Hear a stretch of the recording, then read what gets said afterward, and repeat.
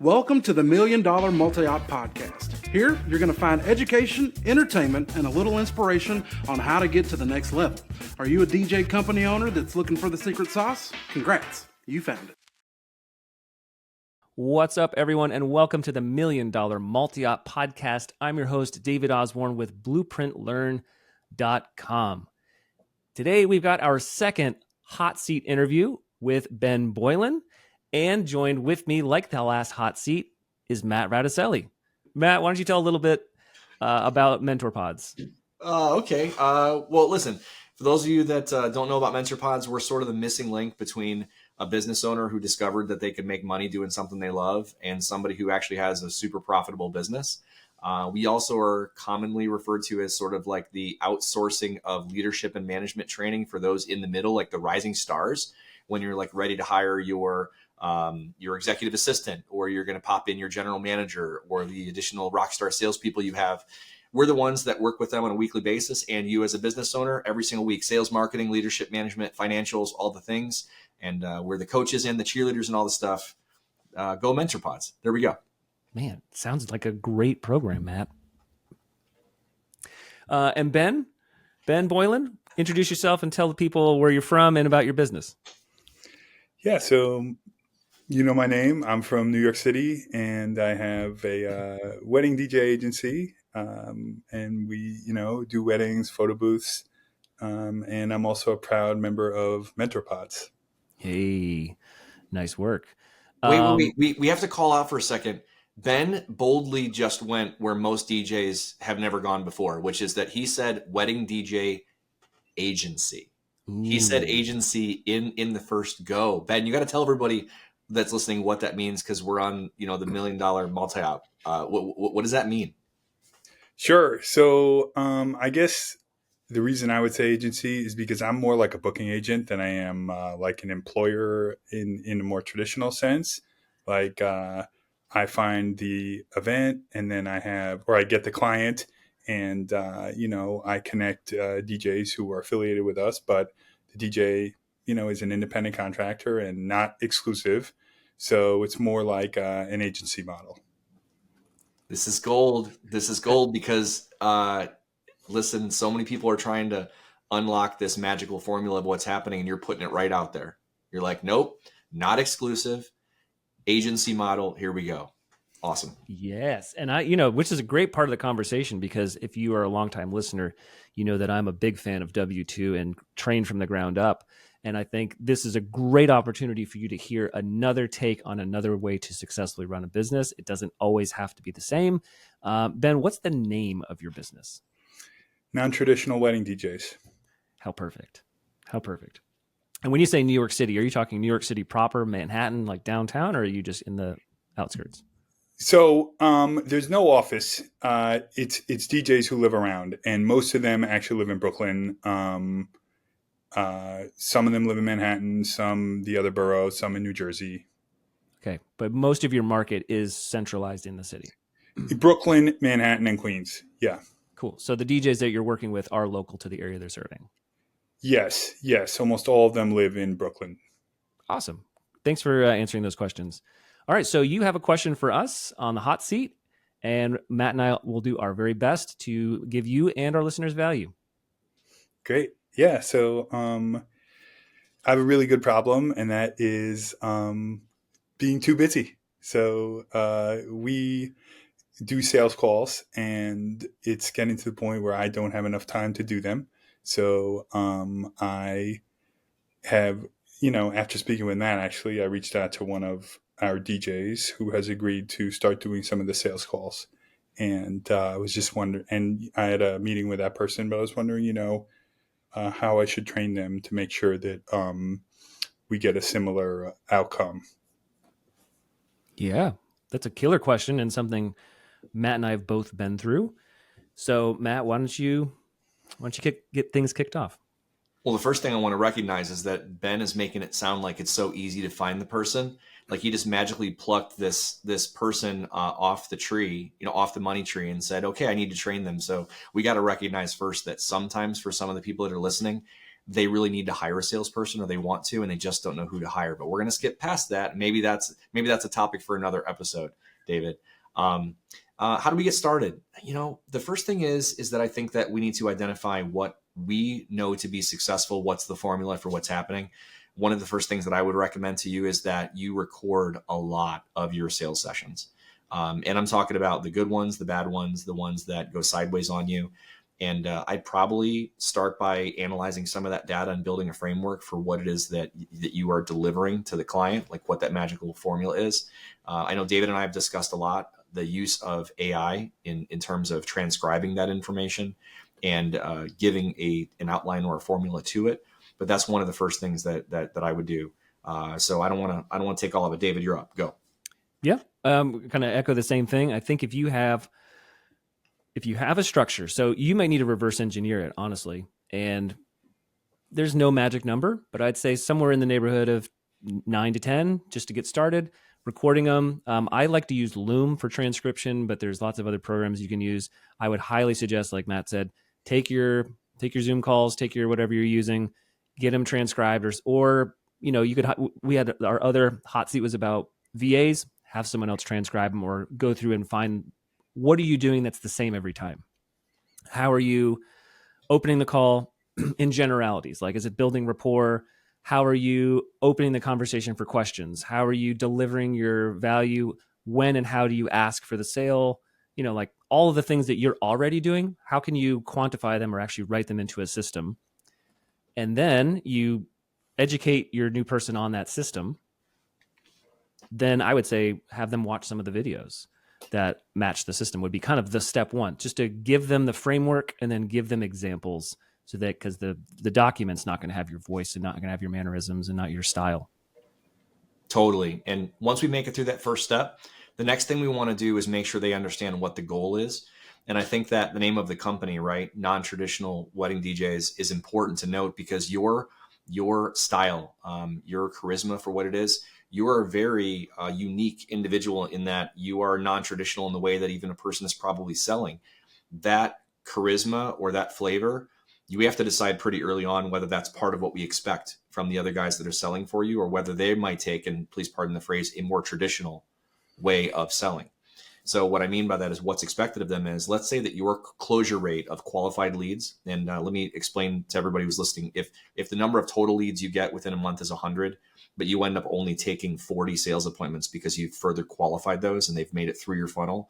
If your closure rate of those is, let's say, 75 or 80%, we need to decide where we're going to set that bar for your guy, right? About whether we think that they want to close the same as you, or whether you think 20% less is okay. Either way, we have to set that bar at a manageable place so that they understand what the goal is. There's a phrase by Dan Martell that 80%, something done 80% as well by someone else is 100% freaking awesome. So you are only one Ben Boylan. So are you planning on continuing to sell? Yeah, basically, I'm just going to decide how many I want to do. Yeah.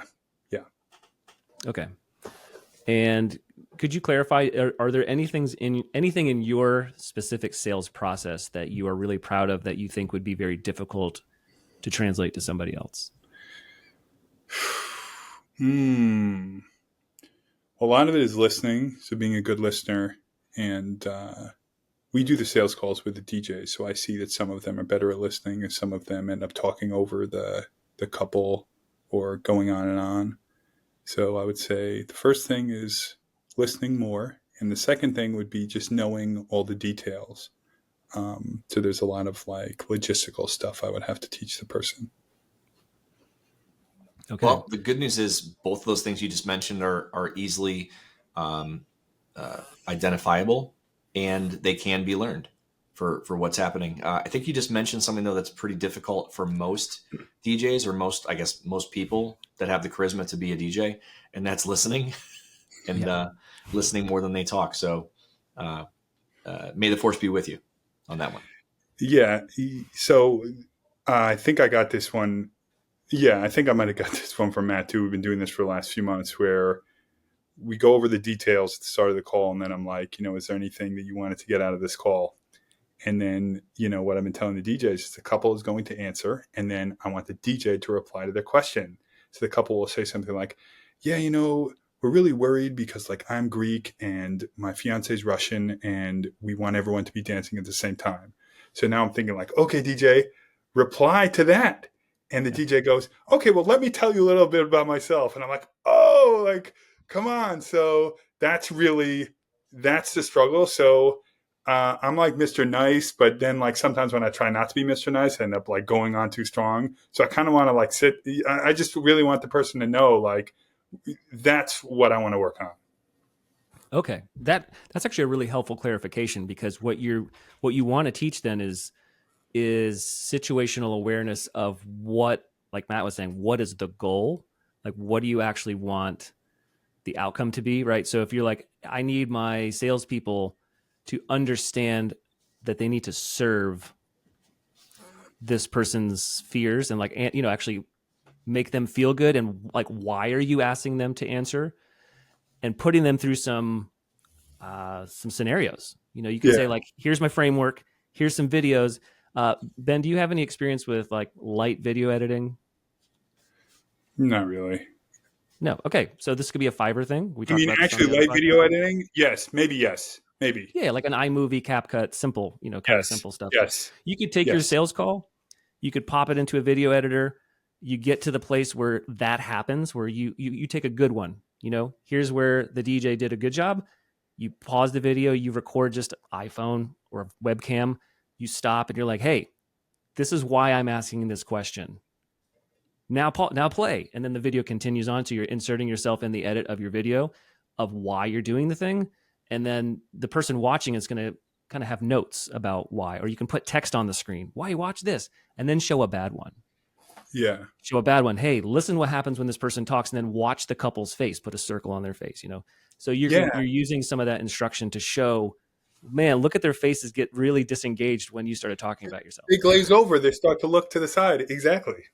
Yeah. So you can systematize some of that training just like you would anything else, where you're saying, hey, look at the result, and I'm pointing out what's happening. Watch 3 of them, and you don't have to watch the whole 45-minute sales call. You can just isolate that to 10 minutes. And anyone that's listening out here, if you're like, oh, that sounds really great in practice, David, I don't know how to do any of that. Again, call back. There are plenty of people that can help you with that. Probably some of your DJs. It occurs to me, Ben, for your process, that we're making the assumption that the importance of the new sales guy you're bringing on is that this guy is going to be able to carry what's happening. But so much of your process sounds like is relying upon the DJ being present and paying attention and knowing when to talk and obviously when not to talk. But I think that just as much time and attention is going to be paid when you create some of that content explaining to the DJs that are helping, new guy.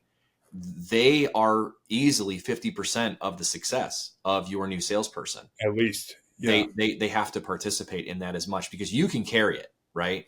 As the owner, as somebody who's done it now hundreds of times, you can carry it. But sounds like in your unique process, we have to spend almost as much time training the new salesperson to understand the interaction with the DJs as well. And I think that's an important part to focus on. And I'm going to just kind of throw this out there because, again, regular listeners of this podcast are familiar with my role with training DJs and training DJs from the ground up. And so when you're an agency model and you're working with subs, training isn't usually part of your cadence, or you're generally not as concerned about it because you're hiring pros already. So some of the pillars of great training, pillar 1 is something that lives without you doing it in real time, something asynchronous. So that's a video content, that's a system or a process, a manual. Pick your poison, like something that someone can read without you on doing it with them. And they can get, and I just call it's like an awareness campaign. It's enough for them to be like, oh, this is what is. You don't even have to be good at it yet.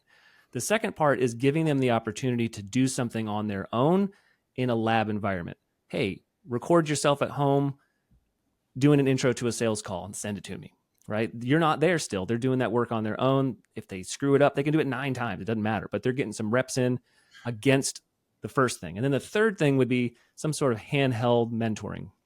That's where like, okay, you've shown me what you've learned on your own. Now let's do it together. Now let me coach you. Now you record a real sales call and I give you feedback. But if you can have like those 3 pillars of something you built, something they do, and then something that you finesse up to your brand, you're going to get a lot of success. David. Yeah. If I challenge you and ask you that for somebody who wants to build a replicable system for the things that you just mentioned, that is literally the blueprint for whatever it is. Do you think that Ben, in the first time that he's going around this, can use any methods of tribal training to basically just watch one, do one, teach one? Can he be in a more real-time situation, or in his case, do you recommend that he utilizes those pillars the way that you're recommending it for person number 1? I think for person number 1, you can do it whatever way you want. I'd say that if you want to do what is the phrase you just used? Train one, do one. Tribal training, watch one, do one, teach one. Yes. I think that's a great way to get out the gate first, and even just try out what things you would want to teach someone. Because I think for a lot of people, knowing what you would put in that instructional video isn't aware yet. But if you go through some of that tribal training, it's going to give you some of that real-time feedback of people not getting what you're saying. And you're going, oh, that's the thing I need to create training on. I think it's a great lab. And I mean, that's how I used to train. I mean, like it's definitely, it just requires a lot more of your time. But yeah. See, that's it. That's what I think is relevant to your question, Ben, is that this first time you do this, I think it's going to be a little bit different. But when we hear about you, Ben, branching out into every major market in the United States in the next couple of years, I think that you're going to be leaning into those pillars. And I know that's what's going to happen. That's what's next. And by the way, I'm in. Just let me know where to write the check. I want to invest. All right. I need to know where like the indie, like hipster people live. And then that's where I'm going after New York. Everywhere. Okay. I'm going everywhere. Not everywhere. Georgia. Rural Georgia. Hey, you know what? No, I think that's really cool that you've got a really good sense about a unique brand and sticking by it, because I think that's niching down on something very specific is the way. Was it niches? Riches are in the niches. Ooh, I like that. I like that. Yeah. Ben, what kind of clarifying questions do you have? I guess I could ask, how do you tweak things after it's been going for a while? Matt? Okay, so the next step would be that once we have things in motion and we're into live fire exercises where this person is actually working with live clients and your DJs, we want to make sure that we can maintain quality control in real time. So I would say that it's a necessity that they're recording all of their calls. And I think that the sales script has to be built in to say, hey, just want to let you know we're recording our calls for quality. Our owner, Ben, is very active. We want to make sure we understand all of our clients, or whatever fine print is in there. And then the closing ratios, Ben, you as part of the MentorPods program, you use the sales scorecard. It's important, I think, for us to spin up a sales scorecard for our individual salesperson. And that way we can measure and track their success, which is going to track specifically the number of leads that they've been given, the number of meetings that they're taking, the number of deals that they're closing based on those, and then what the average dollar sale is. And then we're going to be able to see over a 4 to 6 week time frame, what is their rolling closing percentage. It's very likely that when you first start working with this person, they're either going to stabilize and it's going to be low, and then it's going to start to climb, or the other pattern you're going to see very, very successfully is their confidence is going to be very high and they're on their game. So their closing ratio is going to be very high when they first begin, and then it's going to nosedive. This is normal. Okay. This is normal. It's going to nosedive, and then it's going to come back up and level off. So you want to be sure not to be too scared. But my point is that the next phase is for you to monitor how that's going for success, and keep an eye on it. And that way you can be there to be a great coach and a great support mechanism for that person. I love it. I obviously, the thing that sticks out to me at first is asking a couple about recording. Have you ever done that and had a couple push back, or do you think most of them are just going to be like, yeah, no problem?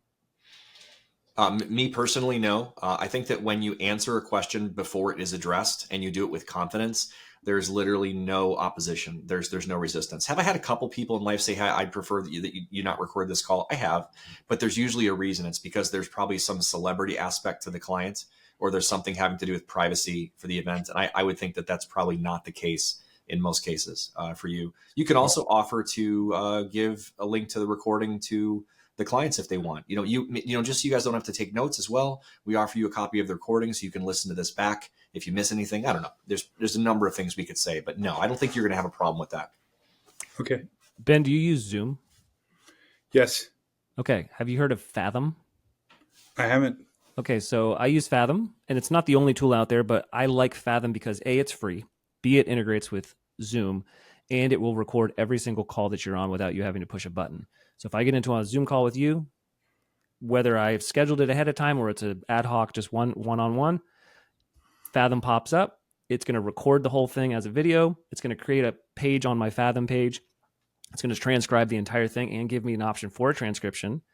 And it's going to give me a searchable index. So if I go to Fathom itself and I want to say, let's just say there's a venue called New York Venue, right? Let's just say that's the name of a venue. You go into Fathom, you type New York Venue, and you can have a list of all the sales calls that were ever done for that venue. And you can instantly watch them or instantly show someone else those ones. Or cool. Search uplighting. Anyone that had uplighting as an upsell, you can instantly find those sales calls and show people. And it records without having to remember to press a button? Correct. That's awesome.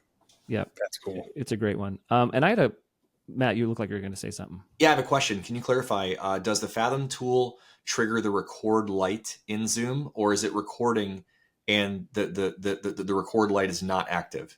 It's active. Okay. People know they're being recorded. Yeah. Yeah.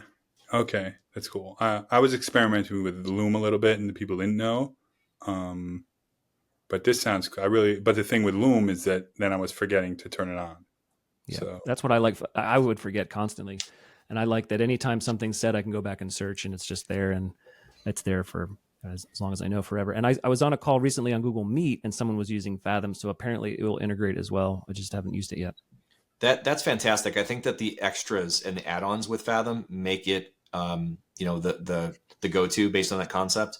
Keep in mind, though, that, Ben, you can also set your Zoom account up as a standard to start recording on start. So your meeting types, you don't have to press a button. It can automatically start when your Zoom call begins, but you lose all that other stuff. And yes, Zoom has its AI companion, but it is not superior to what's happening with apps like Fathom.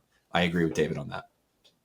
And then, Matt, I'm curious if you have any thoughts on this, because the one thing that came out in my mind when you started talking about having your salespeople record all their videos, for someone like Ben, who is very, very busy, I don't know if Ben has time to watch a 30-minute sales call.